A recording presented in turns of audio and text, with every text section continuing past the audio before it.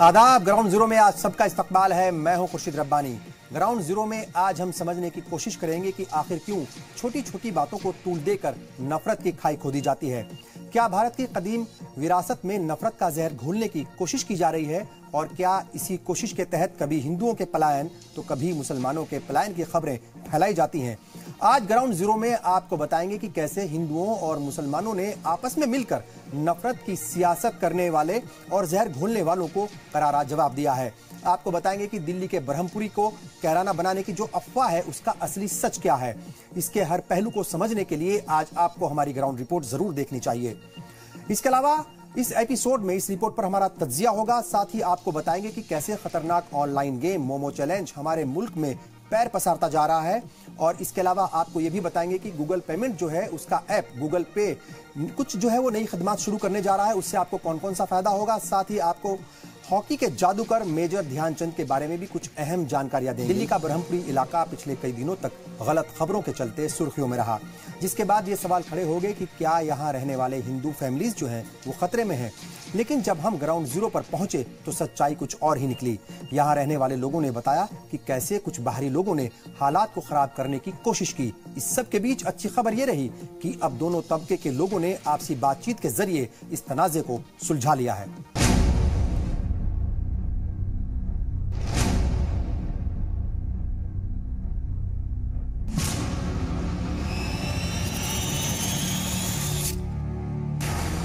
पिछले कई दिनों से मीडिया की खबरों में गलत वजहों से सुर्खियों में रहे दिल्ली के ब्रह्मपुरी इलाके में जाने पर कुछ भी अलग नहीं लगता।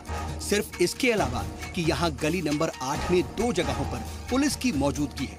अखबार और मीडिया में पिछले कई दिनों से ये खबरें खूब दिखाई और छापी गईं कि यहाँ पर हिंदू तबके के लोग मुसलमानों के डर की वजह से अपने घरों को बेचने के लिए मजबूर हैं और उन्होंने अपने मकानों पर मकान बिकाऊ है जैसे अल्फाज लिखे हैं। ग्राउंड जीरो पर पहुंचने के बाद नजर आता है कि इस गली में करीब 48 घर मुस्लिम तबके के हैं और करीब 15 हिंदू तबके के। दोनों तबकों के बीच बरसों बरस से खूब भाईचारा रहा, लेकिन पिछले कुछ महीनों से यहाँ पर एक इबादतगाह को लेकर के आपसी इख्तलाफात पैदा हो गए। ये इख्तलाफात आपसी समझ से सुलझाया जा सकता था, लेकिन मकामी लोग इल्जाम लगाते हैं कि बाहर के लोगों ने इस तनाज़े को बढ़ा दिया और मीडिया ने भी इसे हवा दे दी। हालांकि दोनों तबके के लोगों ने कल ही पुलिस की मौजूदगी में करीब 7 घंटे तक आपस में बात की और तय किया कि हालात को खराब नहीं होने दिया जाएगा और मामले को भी अब सुलझा लिया गया है। बाहरी ताकतें होती हैं, अपनी अपनी राजनीति करनी है उन लोगों ने। ये सब लोग एक दूसरे को बदनाम करने के लिए कि भाई ये मकान बेचना है, आपने ये लगा दो, इससे मीडिया आ जाएगी या प्रेस के ऊपर। तो मीडिया को तो एक क्लू मिलना चाहिए, वो क्लू को लेकर आगे बहुत आगे पहुंचा देता है। आपस में गलतफहमी थी बस, और हमारा गली में किसी से कोई नहीं था। ये तो बस हो गया, किस्मत की बात थी, लेकिन अब कोई हमारा कोई आपस में मेल मिलत हो गई। दोनों तबकों की जानिब से हुए समझौते के तहत इस बात को जोर देकर कहा गया कि आपसी भाईचारे को कायम रखने और बाहरी लोगों के दखल को न बढ़ने देने के लिए जो भी हो सकेगा किया जाएगा और इबादत गाह की शक्ल को वैसे ही रखा जाएगा जैसे वो पहले थी। यहाँ बुजुर्ग लोग अपनी इबादत कर सकेंगे। मीडिया में लगातार गलत सुर्खियों की वजह से बदनाम हुए इस इलाके के लोगों ने ये भी तय किया कि वो जल्दी ही एक ऐसा प्रोग्राम करने जा रहे हैं जिसमें इलाके के सभी मजाहिब के लोग जमा होंगे और जो नफरत पैदा करने की कोशिश की गई है उसे पूरी तरह से खत्म करेंगे। हमेशा से सब हिंदू मुसलमान मिलकर रहते हैं, तो बाहर के कुछ लोग इसको हवा दे रहे थे, लेकिन गली वालों ने बड़ी खूबसूरती से उसको निपटाया और खूब मिठाई एक दूसरे को खिलाई है। और ये अशोक भाई खड़े हैं हमारे सामने, ये यहीं रहते हैं गली नंबर 8 में ही। इन्होंने 3 तारीख जन्माष्टमी, उसके बाद इन्होंने सबका यहाँ मिलन भी रखा है। इस मामले में दिल्ली पुलिस का रोल भी शानदार रहा और उसने हालात को बेहतर तरीके से संभाला। दोनों तबकों के लोगों को साथ लाकर के समझौता कराया। हालांकि पुलिस का कोई भी अफसर इस बाबत कैमरे के सामने आने से बचता दिखाई दिया। किसी भी मसले का हल सिर्फ बातचीत से हो सकता है। इस मामले में भी यही हुआ है। करीब 7 घंटे की बातचीत के बाद दोनों पक्षों में सहमति बन गई है। उम्मीद की जानी चाहिए कि इस सहमति पर सब कायम रहेंगे और किसी भी तरह का आगे से कोई तनाव यहाँ पर नहीं होगा।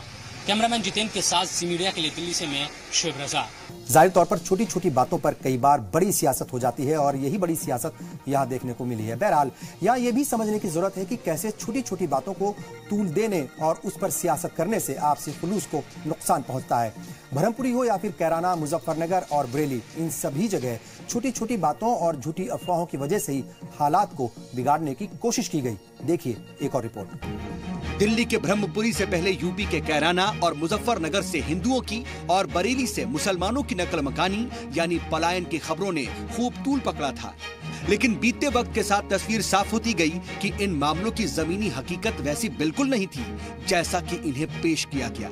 सबसे पहले ब्रह्मपुरी के मामले को समझिए। यहाँ गली नंबर 8 में हिंदू और मुसलमान अमनो चैन से रहते आए थे। गली में एक प्लॉट खाली था जिसे मुस्लिम लोगों ने खरीदा। प्लॉट पर मस्जिद बनाने के बारे में सोचा गया, लेकिन उसी प्लॉट के पीछे मंदिर होने की वजह से लोगों ने ऐतराज किया। हिंदू तबके के ऐतराज के बाद वहां मस्जिद नहीं बनाई गई, लेकिन इस प्लॉट से कुछ घर छोड़कर एक प्लास्टिक की फैक्ट्री चल रही थी। फैक्ट्री बंद होने के बाद मुस्लिम तबका उसे मस्जिद बनाने के बारे में सोचने लगा। वहां बीते 3-4 महीने से नमाज भी होने लगी, लेकिन उस जगह को लेकर के भी ऐतराज होने लगा। बात पुलिस तक भी पहुंची और फैक्ट्री में ताला लगा दिया गया। हालांकि अब पूरे मामले को आपसी बातचीत के जरिए सुलझा लिया गया है। अब कैराना, मुजफ्फरनगर और बरेली से लोगों की नकल मकानी की असलियत को भी समझ लीजिए। कैराना में साल 2016 में बीजेपी के सांसद रहे हुकुम सिंह ने हिंदुओं के पलायन का मुद्दा उठाया था। उन्होंने 2 सालों में नकल मकानी करने वाले 340 कुनबों की लिस्ट जारी की थी। लिस्ट में सभी नाम हिंदू कुनबों के थे, लेकिन हुकुम सिंह के दावे पर शक जताए गए। इसके बाद जमीनी सतह पर तमाम पड़तालें की गई। बाद में कई मामले गलत पाए गए। ये भी पाया गया कि कई कुनबे तो 10-15 साल पहले ही इलाके छोड़ चुके थे। हुकुम सिंह खुद 1 साल बाद मुद्दे पर सफाई देने लगे थे। यहाँ तक कि खुद मरकजी हुकूमत ने मामले पर राज्यसभा में जवाब दिया, जिसमें उसने बताया कि मगरबी यूपी से हिंदू कुनबों की नकल मकानी की कोई रिपोर्ट नहीं है। साफ है कि कैराना से नकल मकानी का मामला मजहबी नहीं, सियासी था। वहीं अभी हाल ही में यूपी के बरेली से मुसलमानों के नकल मकानी की बात सामने आई थी, तो अब जरा इसको भी समझ लीजिए। इस साल अगस्त में ही बरेली से मुसलमान कुनबों की नकल मकानी की खबरें आईं। बताया गया कि कावड़ियों के हुड़दंग के डर से ऐसा हुआ, लेकिन असल में इंतजामिया की गलत पॉलिसी की वजह से ऐसा सामने आया। लोगों से बॉन्ड तक भरवाए गए कि किसी भी तरह के नुकसान की भरपाई वो ही करवाएंगे। इसी वजह से लोग नकल मकानी पर मजबूर हुए। लोगों ने कहा कि ना वो यहाँ पर रहेंगे, ना उन पर किसी तरह का इल्जाम लगेगा। दरअसल इंतजामिया ने पिछले साल हुए फिरका वाराना तशद्दुद को देखते हुए ऐसा किया था, लेकिन इसमें भी किसी तरह का मजहबी एंगल नहीं था। इन मामलों को देख करके समझा जा सकता है कि हर मामले को हिंदू मुसलमान के बीच नफरत और लड़ाई का बताकर पेश करने वाली मीडिया भी अमूमन मामलों की तह तक जाने की बजाय दिल का ताड़ बनाने का काम करती है। जी सलाम के लिए सऊद मोहम्मद खालिद की रिपोर्ट। जाहिर है किसी भी मसले का हल आपसी बातचीत से ही होता है। कई बार कुछ गलत फहमियां हो जाती हैं, लेकिन इसका मतलब ये नहीं कि कोई भी मजहब का या किसी भी मजहब का मानने वाला उस इलाके को छोड़ दे। और शायद इस तरह की खबरें जो है यहाँ फैलाने की कोशिश की गई थी, लेकिन अब तस्वीर बिल्कुल साफ हो गई है। बहरहाल ग्राउंड जीरो में यहाँ रुकेंगे एक छोटी सी ब्रेक के लिए। हम बहुत जल्द हाजिर होंगे, आप बने रहिए हमारे साथ। ब्रेक के बाद एक बार फिर आप सबका इस्तकबाल है। ग्राउंड जीरो में आज हम बात कर रहे हैं नफरत का जहर घोलने वालों को सबक सिखाती दिल्ली के ब्रह्मपुरी की उस दास्तान की, जिसमें सियासतदानों से लेकर मीडिया तक ने हिंदुओं और मुसलमानों के दरमियान जहर घोलने की कोशिश की थी। दरअसल हिंदुस्तान में हमेशा से ही प्यार, मोहब्बत और भाईचारे को बढ़ावा देने की रवायत रही है, और यही वजह है कि यहाँ सभी मज़ाहिब के लोग हमेशा से भाईचारगी के साथ रहते आए हैं। लेकिन मौजूदा वक्त में इस भाईचारगी को खत्म करने और इसमें नफरत का जहर घोलने का काम किया जा रहा है। और अफसोस की बात यह है कि कई बार मीडिया भी ऐसे मामलों को अपनी टीआरपी की खातिर या फिर सो कॉल्ड एजेंडा सेटिंग के तहत ऐसा करने से नहीं चूकती। लेकिन इस सब के बावजूद दिल्ली के ब्रह्मपुरी इलाके के लोगों ने मस्जिद और कुछ हिंदू भाइयों के घर छोड़ने को लेकर जो तनाजा पैदा हुआ था, उसको आपसी सूझबूझ और समझदारी से और बातचीत के जरिए सुलझा लिया और ऐसा करने वालों को करारा जवाब दिया।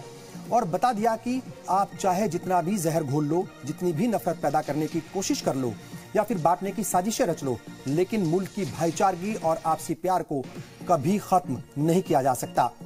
आज बात बात पर कई बार हम देखते हैं कि हिंदू मुसलमानों को बांटने की कोशिश की जाती है और कोशिश करने वालों को, दिल्ली के जो ऐसी कोशिश करते हैं, उन्हें दिल्ली के ब्रह्मपुरी के लोगों से सीख लेना चाहिए और उन लोगों को भी यहाँ के लोगों से सीख लेना चाहिए जो नफरत की सियासत करने और एजेंडा सेट करने वाले न्यूज चैनल्स के बहकावे में आकर एक दूसरे को नफरत भरी निगाहों से देखते हैं।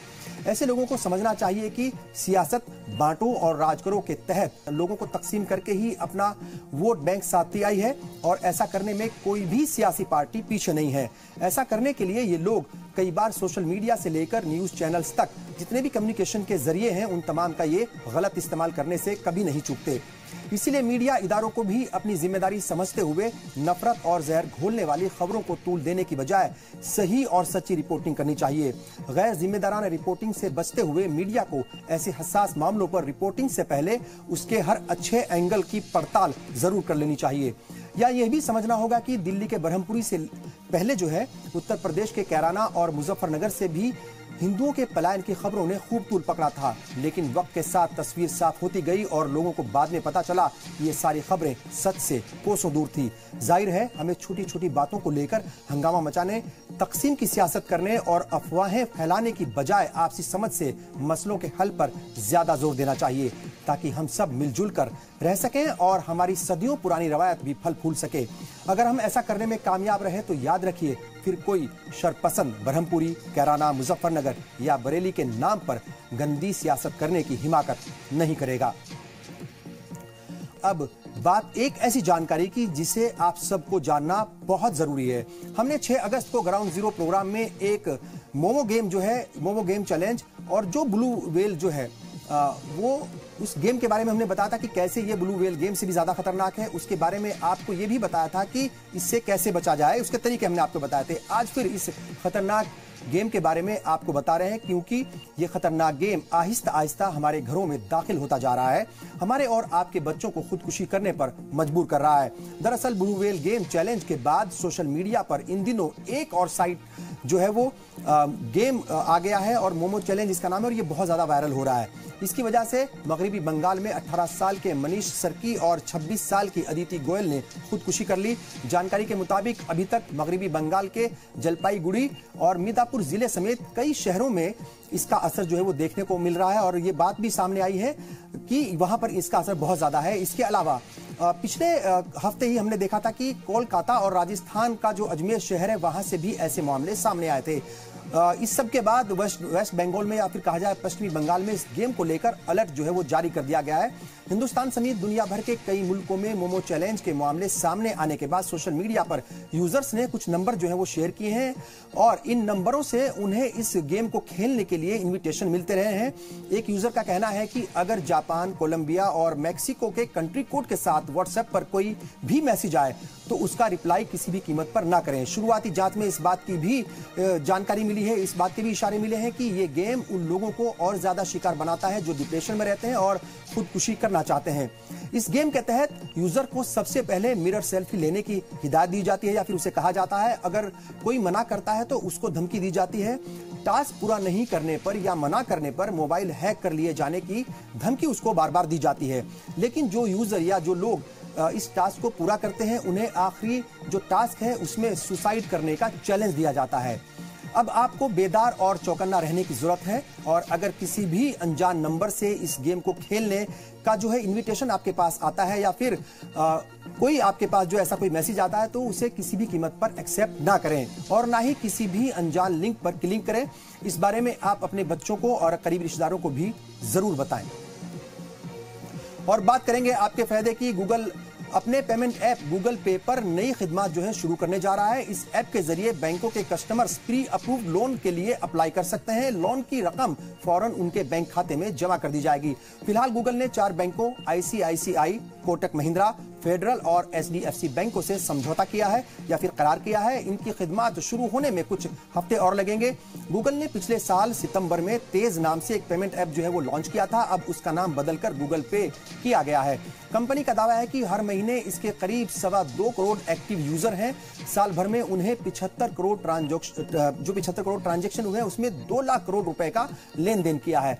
आपको यह भी बता दें कि मुल्क भर में पेटीएम ऐप जो है वो सबसे ज्यादा डाउनलोड किया गया है। दूसरे नंबर पर फोन पे, तीसरे नंबर पर गूगल पे और चौथे मकाम पर भीम ऐप का नंबर आता है।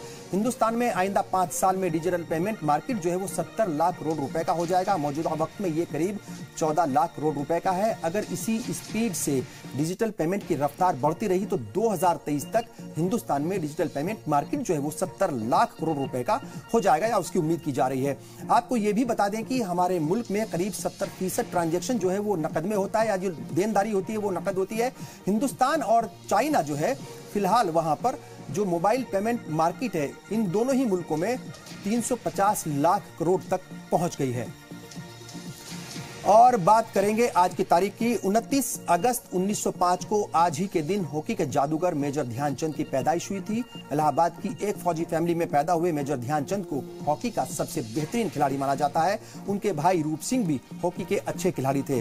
ध्यानचंद के गोल करने की जो कैपेसिटी थी वो बहुत कमाल की थी, बहुत खूबसूरत थी और उसी के लिए उन्हें हमेशा याद किया जाता है। उनके खेलने के दौरान हिंदुस्तान ने हॉकी में 1928, 1932 और 1936 में ओलंपिक में 3 गोल्ड मेडल जीते थे और यही वो वक्त था जब हिंदुस्तान हॉकी में सबसे अच्छी टीम के तौर पर पूरी ही दुनिया में पहचाना जाता था। हॉकी बॉल के साथ अपने कंट्रोल के लिए ध्यानचंद को हॉकी का जादूगर कहा जाता था। 1948 में उन्हें अपने करियर का आखिरी इंटरनेशनल मैच खेला था। अपने इंटरनेशनल करियर के दौरान वो 400 से ज्यादा गोल करने में कामयाब हुए थे। 1956 में मेजर ध्यानचंद को पद्म भूषण अवार्ड है उससे नवाजा गया था। 29 अगस्त यानी उनकी यौम पैदाइश को नेशनल स्पोर्ट्स डे के तौर पर मनाया जाता है। और इसी के साथ वक्त हो गया है आपसे विदा लेने का। अपना ख्याल रखें, अपने आसपास साफ सफाई का ख्याल जरूर रखें। कुछ देर के बाद देखिए आपकी बात बुशरा खानम के साथ। मुझे और पूरी टीम को दीजिए इजाजत। आदाब।